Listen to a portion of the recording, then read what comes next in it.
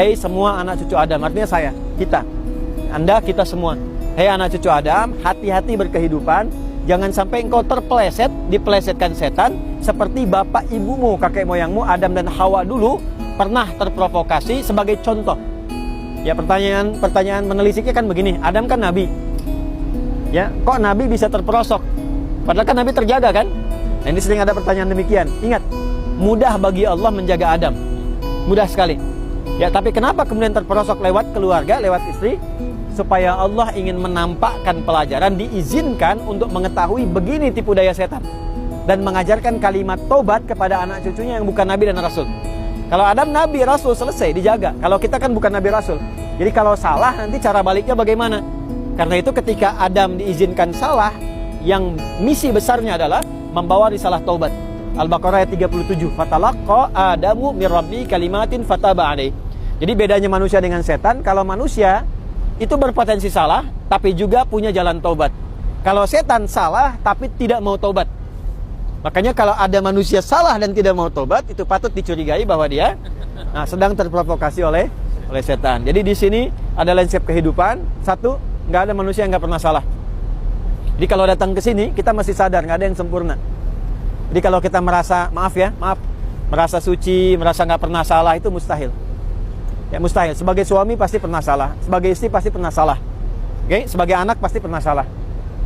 Dan sebaik-baiknya orang salah itu adalah orang yang menyadari kesalahannya, lantas dia berusaha menjadi soleh.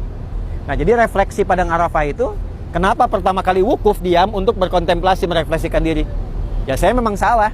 Jadi di sini nggak usah tinggi-tinggian. Kalau nanti haji, wukuf nggak usah tinggi-tinggian, merendah aja. Semakin merendah, semakin Allah berikan hidayah. Ya kalau suami istri datang minta maaf, ya kan? Perbaiki. Kalau anak minta ampun sama Allah, lu minta maaf pada kedua orang tua. Ini refleksi semua. Jadi kalau bisa menanamkan nilai itu, pulang-pulang jadi orang baik itu pasti itu. Tapi kalau masih angkuh, nggak ada perubahan. Ya, makanya terakhir Arafat, jamak dari Arafah itu kenal. Satu, kenal Allah. Pulang dari sini mesti kenal Allah. Masa dicipta sama Tuhan nggak kenal Tuhannya, kan aneh. Ya kan? Anda punya bos, kenal bosnya. Ya, dapat orang baik, kenal orangnya. Masa Allah yang maha baik ngasih oksigen, ngasih hidup, ngasih rizki, nitipkan berbagai hal, kita nggak kenal, kan aneh, ya kan? Jadi pulang dari sini kenal Allah. Kedua, kenal Rasulullah. Makanya kita dari Madinah dulu, ciri orang berhasil dari Madinah adalah punya rasa cinta pada Nabi. Kan cara kenal Allah lewat Nabi kan? Yang ketiga adalah kenal diri kita sendiri. Kenapa hidup? Kenapa berkehidupan? Kenapa nggak jadi tanaman? Apa tugasnya? Jangan sampai jadi manusia kita nggak kenal bagaimana tugas kehidupan kita. Nah, setelah paham tiga ini, baru kita akan mengerti kenapa kita berkehidupan. Ada pasangan, ada keluarga, ada macam-macam. Pelajari dari sini tiga hal, saya tutup. Pada intinya, yang menjadikan kita tidak kenal dengan tiga hal ini adalah tiga keadaan. Satu, diri sendiri yang terkuasai nafsu, namanya aqobah. Yang kedua, lingkar terdekat yang mempengaruhi, kadang kita berubah jadi kurang baik. Baik itu pasangan, suami, istri, dan sebagainya, itu disebut usta, lingkar dekat. Yang ketiga, orang jauh, kadang keluarga bagus, punya teman baru, penempatan baru, tiba-tiba orang iseng berubah jadi kurang bagus. Itu namanya ula, jauh. Maka dari sini kita bertekad, semua pengaruh tiga ini kita mesti punya filter untuk menjauhkan dari semua itu. Kita punya tekad. Maka berangkatlah dari sini ke Muzdalifah. Ya, sebetulnya sih ada kata izdalafa, dari kata zalafa yang membuat terpleset. Ya, faktornya disebut Muzdalifah. Ini kalau dari segi bahasa ya. Maka ke sana kita ngambil batu, kita lontar tiga bagian itu. Kita komitmen diri kita mesti baik, dilempar sifat-sifat kurang bagusnya. Nah, dari mana menemukan sifat itu? Di sini. Makanya jangan malu kalau ke sini saya kurang apa. Nanti bawa pakai batu di Muzdalifah, ambil batunya, jamarat dilontar. Yang dilontar itu hakikatnya adalah diri kita sendiri. Ya, jadi begitu bismillah, Allahu Akbar 7, kita punya listnya. Ini Adi Hidayat nih, keras kepala, Adi Hidayat nih, kurang bagus, suka iri hati, lontar. Itu kalau melontarnya begitu, itu air mata keluar, begitu keluar air mata, sifat-sifat kotornya juga keluar. Itu sudah fitrah itu. Nah, makanya kalau belum keluar, kita duduk dulu sebentar. Ya, minimal 2-3 hari, 2-3 malam di Mina. Asalnya Muna sebetulnya, bukan Mina. Asalnya Muna. Muna itu harapan untuk menjadi baik. Ya, harapan untuk menjadi baik. Jadi kalau merasa kurang baik, masih ada sifat kurang bagus lagi, duduk lagi, merenung lagi. Masa udah jauh-jauh ke sini nggak kenal Allah, masih belum baik juga. Setelah itu nanti sadar, oh ini saya gaul dengan si fulan kurang bagus nih. Saya dapat pengaruh dari si fulan kurang bagus nih. Berangkat lagi, lontar lagi. Bismillah, Allahu Akbar. Dan doakan orang kurang baik itu menjadi baik. Itu asalnya. Bukan mencela, dasar si fulan nih, Allahu Akbar, bukan enggak gitu. Ya bismillah, Allahu Akbar, kita doakan, setelah selesai menghadap ke arah kiblat.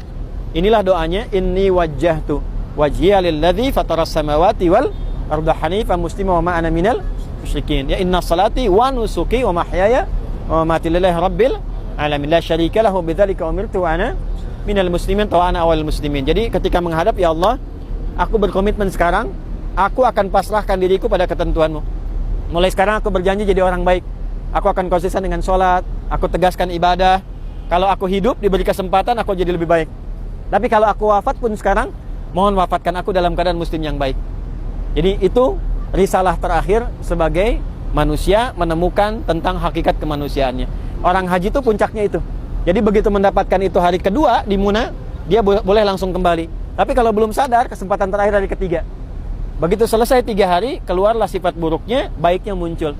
Nah, kebaikan yang datang setelah buruknya hilang itu disebut birrun namanya. Birrun. Sifat baik yang muncul setelah buruknya hilang. Kalau dia melekat pada diri kita, maka berubah namanya dari birrun jadi mabrurun. Prosesnya haji melahirkan sifat mabrur, maka disatukan menjadi haji mabrur.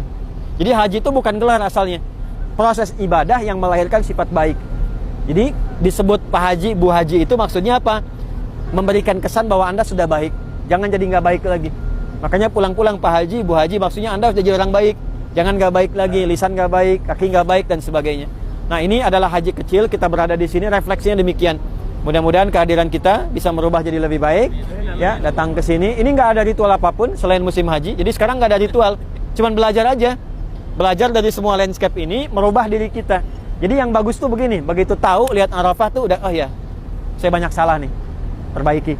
Nanti semakin kuat iman, ingat Arafah aja langsung baca Quran, ketemu Al-Baqarah, ya, udah. Faida afadtu min Arafat, begitu menemukan, ya Allah, saya pengen jadi baik lagi. Padahal belum kesini. Itu kalau tahu hikmahnya. Makanya banyak orang mabrur sebelum datang karena bisa merubah dirinya lebih baik dalam pandangan Allah.